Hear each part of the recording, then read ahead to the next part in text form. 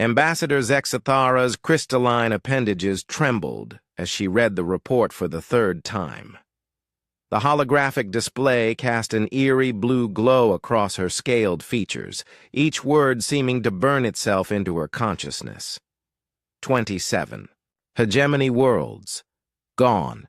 Not conquered, not subjugated. Completely eliminated from existence. The humans had done this. 3 cycles ago, when the Galactic Hegemony Survey Fleet first encountered the third planet, orbiting an unremarkable yellow star, they had dismissed its inhabitants as another minor species.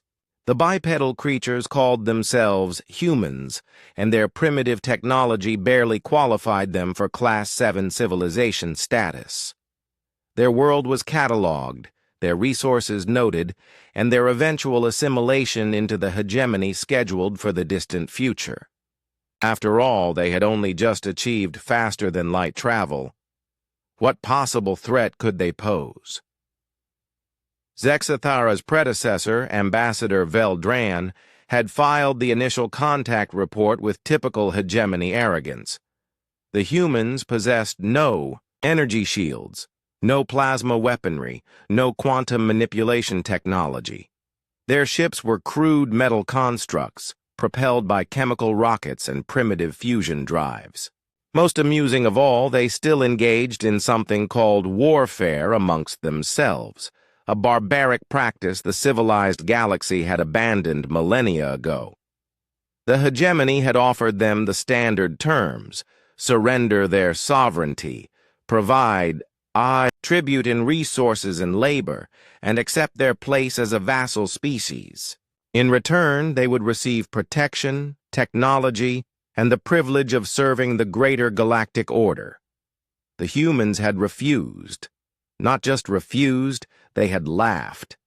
The human representative, a female named Admiral Sarah Chen, had actually laughed in the face of beings who controlled half the galaxy. Then she had uttered words that would become legend among both species. "We've been fighting each other for our entire history. You think we can't fight you?" The Hegemony Council had been patient at first. These primitives needed time to understand their situation. A demonstration fleet was dispatched to Earth's system. 50 warships, enough to glass a planet twice. Over. They would make examples of a few human settlements, break their spirit, and bring them to heel. The demonstration fleet never returned. Initial reports suggested equipment failure or perhaps a stellar phenomenon. 50 ships simply vanishing was unprecedented, but the galaxy was vast and dangerous. The hegemony dispatched investigation teams, then larger fleets, then entire battle groups. None returned. That's when the reports began filtering in from the frontier worlds. Ships of unknown design, sleek and predatory, appearing without warning. They struck with weapons that seemed to bend the laws of physics, projectiles that moved. At relativistic speeds, energy beams that carved through shields like they were paper, and most terrifying of all, explosives that could crack a planet's crust. The humans, it seemed, had taken their warfare skills and applied them to galactic conquest. Zexathara reviewed the tactical analyses with growing horror. Human ships moved in ways that defied conventional space combat doctrine.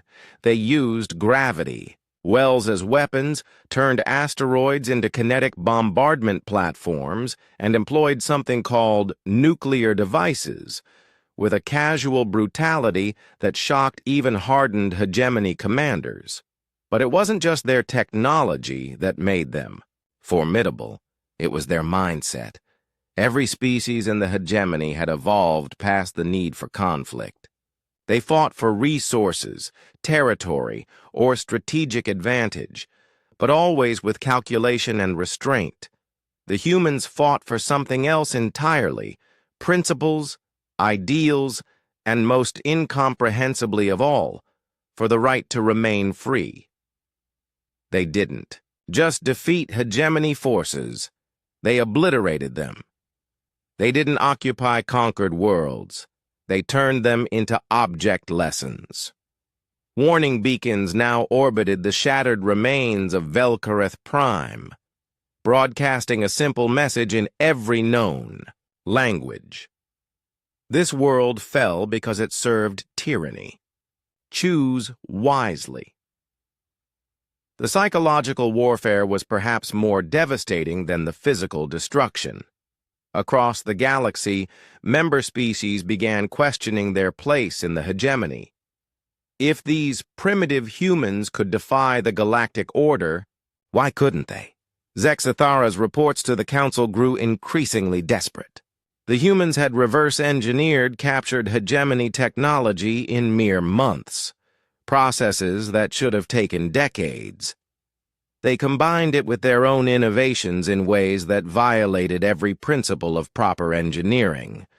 Their ships were powered by controlled stellar collapse, their weapons drew energy from pocket dimensions, and their soldiers wore armor that made them functionally immortal on the battlefield.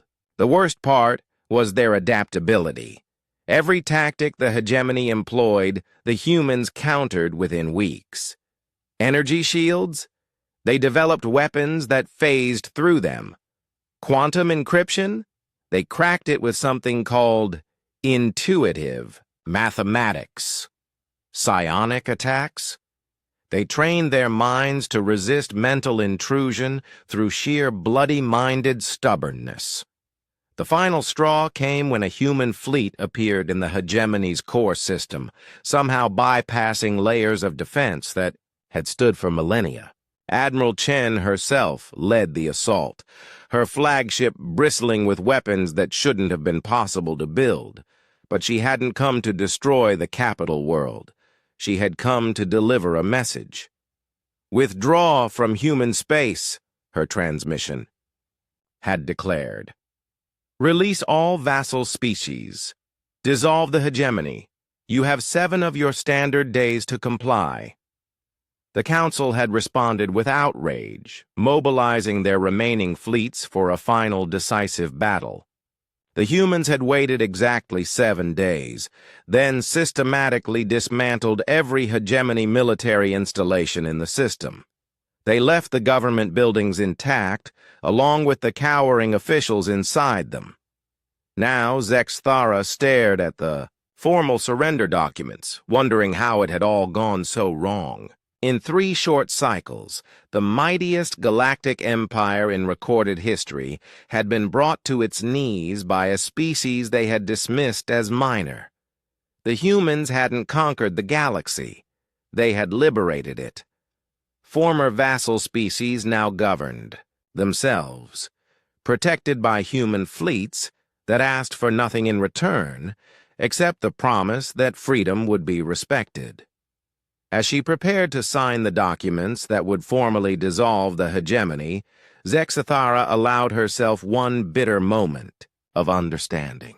They had called Earth a minor species because they measured civilization by compliance, by order, by the willingness to submit to authority. They had never considered that the most dangerous species in the galaxy might be the one that refused to kneel. The humans had taught them that there was something more powerful than superior technology or vast armies, the unbreakable will of those who fought not for conquest, but for the right to remain free. In the end, that made all the difference.